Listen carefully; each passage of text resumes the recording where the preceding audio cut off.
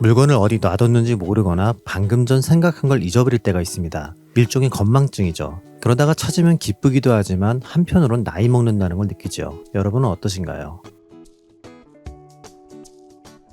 누가복음 15장은 다시 찾은 비유라고 합니다. 양 한 마리, 드라크마 하나, 돌아온 탕자처럼 다시 찾는 이야기의 묶음이기 때문이죠. 특히 잃어버린 양과 드라크마 이야기는 대상만 바뀔 뿐 흐름이 동일합니다. 잃어버린 걸 찾기 위해 노력했으며 찾은 후 이웃과 함께 기뻐한다는 내용이죠. 양을 치던 목자는 잃어버린 양 한 마리를 찾기 위해 99마리를 들에 놔둡니다. 누군가에게 대신 봐달라 부탁한 것도 아니고 안전하게 우리 안에 넣어둔 것도 아닌 그냥 들에 놔둔 것이죠. 혹시나 맹수가 습격한다면 99마리 중에서 또 다른 피해가 발생할 수도 있는데 말이죠. 마찬가지로 드라크마를 잃은 사람은 동전을 찾기 위해 온 집을 다 수색합니다. 집안에서 잃어버렸고 동전에 발이 달린 것도 아니니 내일 날 밝을 때 찾아도 되는데 굳이 등불을 켜고 바닥을 쓸어가며 샅샅이 찾는 수고를 하는 것이죠.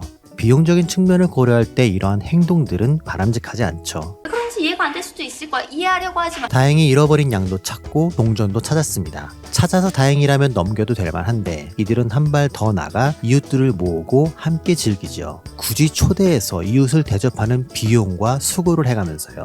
드라크마는 그리스의 화폐 단위로 노동자의 하루 품삯입니다. 우리로 치면 10만 원을 찾았다고 저녁을 함께 나누니 배보다 배꼽이 커질 수 있는 거죠. 그렇기에 이것도 비용적인 측면에서 딱히 바람직하지 않죠. 그럼에도 굳이 이웃을 불러 함께 나누는 것은 주인이 그만큼 기쁘기 때문입니다. 그 기쁨은 잃어버린 것이 주인에게 너무나 소중했다는 의미이기도 하고요.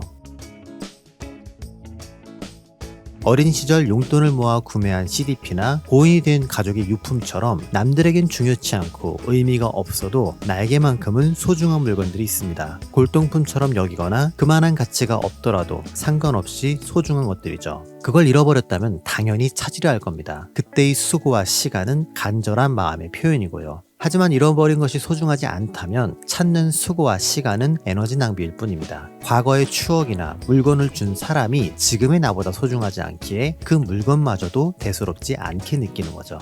나르시시스트처럼 자신의 시간과 노력이 더 중요한 사람에겐 잃어버린 것은 그렇게 사라져도 괜찮습니다. 하지만 하나님처럼 존재의 의미를 두고 마음을 쓰는 분에겐 잃어버린 것은 어떻게 해서라도 다시 되찾아야만 하죠. 결국 잃어버린 양과 드라크마의 비유는 하나님에게 사람들이 어떤 의미와 가치인지를 보여줍니다. 그분에겐 찾기 위한 시간과 노력의 경중보다 찾느냐 못 찾느냐 하는 사실이 더 중요하니까요. 이러한 의미를 모른 채 두 비유를 본다면 양 99마리를 놓고 길을 떠나는 목자나 기름을 써서 등불을 켜고 동전을 찾으려는 수고는 어리석게 보입니다. 그러나 경제성의 원리는 지극히 인간적인 관점이자 세속적인 판단 기준일 뿐이지요.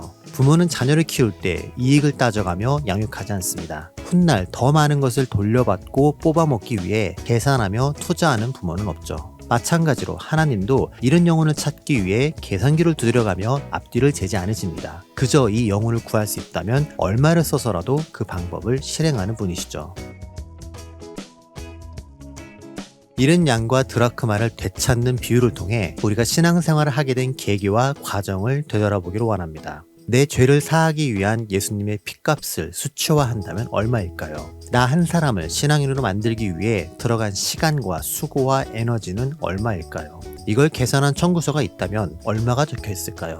태어나 보니 모태신앙이라 자연스럽게 교회 문턱을 넘었을 수도 있습니다. 그럴 경우 나 대신 부모님의 신앙을 위한 비용은 얼마나 들었을까요? 단지 교회에 출석하고 봉사하며 종교를 안에 기독교를 선택하는 정도가 아니라 진짜 예수의 제자이며 하나님의 자녀로서 거룩한 구별됨을 나타내는 사람이 되기까지 하나님은 우리를 위해 얼마나 많은 시간과 에너지를 쓰셨을까요? 그런 걸 자꾸 물어보세요. 사람 무한하게. 정확히 얼마라고 답을 낼 수 없는 이유는 사랑이라는 가치가 담겨있기 때문입니다. 십자가에서 시작된 사랑이 사람의 감정과 자존심을 초월해 전달되었기 때문이죠. 한 번에 안 되면 두 번, 세 번 해보고 오늘이 아니면 내일도 모레도 기다리며 밑빠진 똥에 물 붓는 시간을 참아왔기에 오늘의 내가 있는 것입니다. 그런 관점으로 우리의 사역과 선교를 다시 생각해 보길 원합니다. 얼마나 많은 시간과 비용을 사역과 선교를 위해 사용하고 있는지요. 크고 뚜렷한 가시적 결과가 없어서 점점 더 관심 밖으로 밀려나진 않나요? 효율성이 떨어진다는 이유로 예산의 비율이 줄어들고 있지는 않나요? 오늘날 교회는 선교와 구제 교제 헌금은 줄어들어도 건축 헌금은 불가침의 영역으로 남깁니다.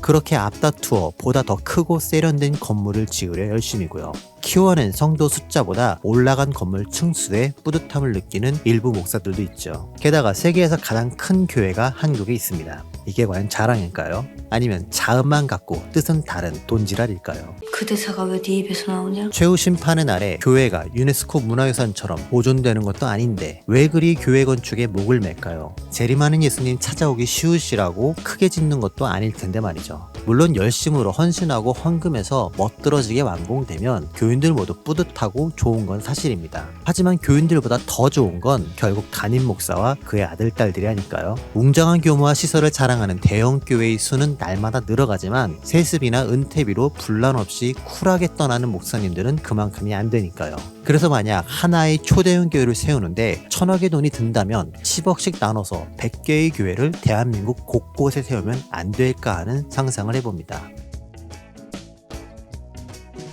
잃어버린 양을 찾고 잃은 동전을 찾기 위해 수고가 필요합니다. 소중하게 생각한다면 행동으로 이어져야죠. 한국교회가 그랬으면 좋겠습니다. 교회 건축으로 지역사회에 영향력을 보여주는 게 아니라 선교와 사역이라는 무형의 자산으로 영향력을 발휘하길 소망합니다. 100여 년 전 조선 땅에 복음이 전해질 때 아무도 이런 성장을 기대하지 않았습니다. 쇄국 정책과 함께 서양 귀신을 전한다는 오해로 조선 땅 선교는 순교하러 가는 것과 마찬가지였죠. 그러나 그때 이 땅에 온 선교사들과 그들을 후원한 손길들로 인해 지금 우리가 하나님을 알게 되었습니다. 이제 우리 차례가 되었습니다. 10년 후 하나님 나라의 일꾼이 될 영혼을 찾는 것이 우리의 사명입니다. 100년 후 한국의 역할을 감당할 제3세계 국가를 지원하는 것이 우리의 선교고요. 이것이 땅끝까지 이르러 복음을 전하라는 말씀에 대한 순종이며 잃은 양을 찾는 방법입니다. 여러분의 교회가 건축보다 잃은 영혼 찾기에 힘쓰므로 하나님의 사자들 앞에 기쁨이 되는 교회가 되길 소망하며 다음 시간에 만나요.